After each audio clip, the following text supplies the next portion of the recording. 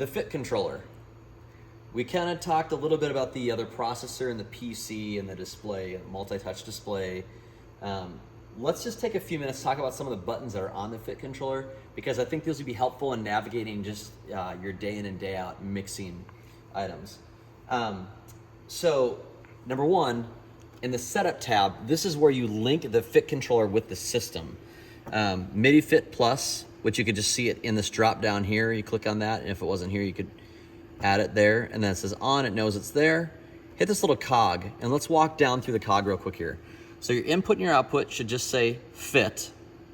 That's pretty self-explanatory. So if they say none, make sure they say fit.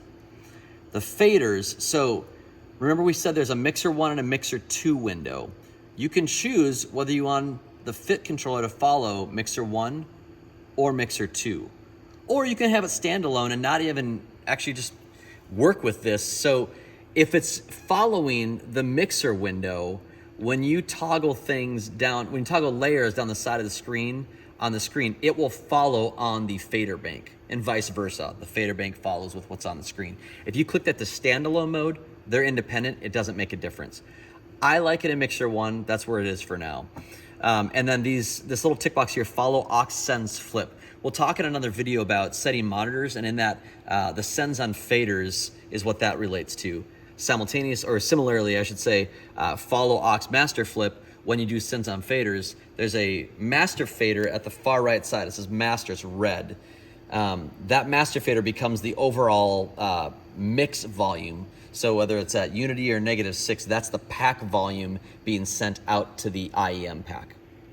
And then a few different things to note here. You can choose whatever you want. We talked about user-defined keys in another video. There's user-defined keys that are kind of pre-built on this FIT controller. They're called custom function, and they appear on this right-hand side, and they are transport control keys: play, stop, and record.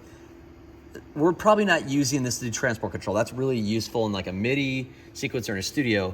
Here, you can choose whatever you want it to be. So the same way you can select the countless number of options to do whatever you want. Let's say you have a plugin that's somewhere down channel 14, slot 7. I mean, we're deep into the menus at this point. I'm not worried about the play one, but control and alt, there is some functionality that we'll kind of talk about in a little bit of how you can use control and alt with the screen.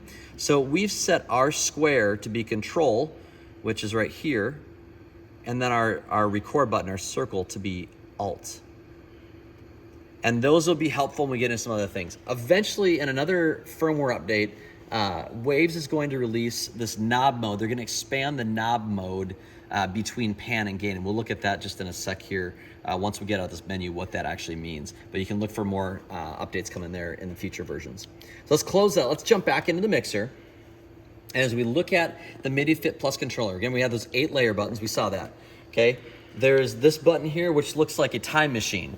Well, it doesn't take you back in time or forward in time, unfortunately. So if you have a major mess up in your mix, you're just stuck with it.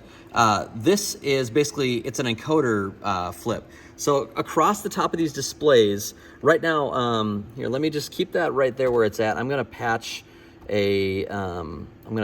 something real quick here. You can see now gain showed up there, and there's a gain. I can control this gain on this preamp. I just patched a gain on this input. I can also push that button again, and now it's pan.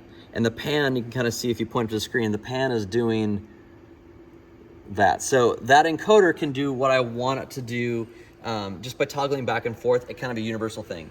If you click on, you're in a channel parameter, let's say right here, there's a touch and turn button. So I can click this, and I can twist it, and you can see on the screen where my touch and turn is toggling that button slowly, albeit, but it's moving it. I can also grab this fader at the bottom of the screen and move that. It's maybe a little more macro versus fine adjustment. Here are those transport controls. Again, remember this, whatever we set the 3 buttons to, that's what they're gonna do. New, if you're using automation, it punches on a new scene. Custom, there's gonna be a video on custom layers that we'll get into more on. Fader flip, again, we're going to talk about that in the sends on faders and monitoring mode. And then spill will also be in a finer level video in terms of kind of advanced mixing techniques. The last big thing, there's a big tap tempo button. So there's a global tap tempo in here, and you can just punch that button. It's fairly quiet, and you can just punch in your tap tempo, and you can see it at the top of your screen toggling where it's at. And in our case, that comes into the vocal delay.